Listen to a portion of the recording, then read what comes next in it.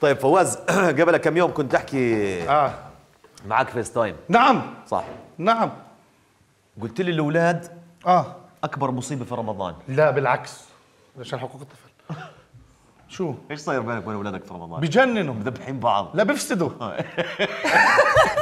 ايش فاسدين؟ يا اخي الصغير عندي اردوغان ما انت بتعرف بيفسد كل شيء.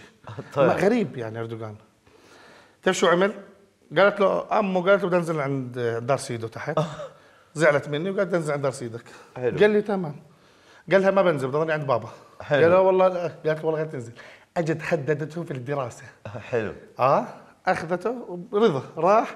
بده هسه شو بده يعمل انتماء لامه. حلو. فتح الباب طلعوا برا. تعرف شو عمل؟ رد رجع فتح الباب علي قال لي ابو البنات. قسما بالله مشان انتمائه يكون 100%. قال لي يا ابو البنات. طب انت يعني كان مع نسوان؟ لا والله. طب ليش قال لك ابو البنات؟ اردوغان بيلقلق بس. يعني شو اجى بالي يا زلمه روح اشتري لنا شوكولاته. فتنا واحدة حرام، أنا ماسك أردوغان هيك وماسك أكياس هيك، مرة كبيرة هيك قالت لي خذ كل شوكولاتة، عندها محل شوكولاتة حرام، أنا مش عارف أمسك. قالت لك خذ كل شوكولاتة. شو هالصداقة.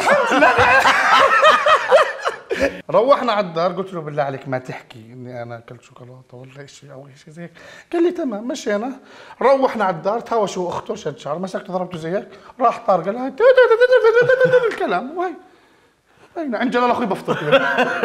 الله يرضى عليك اخوي. بفطر عنده. لا بس واضح التفاهم يا جلال. لا الحمد لله. انت كيف اجواء رمضان؟ يعني حلوه. كيف شو بتسوي؟ شو افطرت وشو يوم في دار اهلي، يوم في دار اهلها، يوم انا في دار اهلي، يوم هي في دار اهلها. ما شاء الله. ومالكوش 7 ايام موزعين. طب اذا ملوا منكم شو بدك تسووا؟ لا هسه انت فهمت غلط. لا هسه يوم اول يوم انا وياها بدار اهلي. اهلك. ثاني يوم انا وياها بدار اهلها. بس اثبت انك زلمه. كيف؟ اول يوم عند ثاني يوم عند اهلها.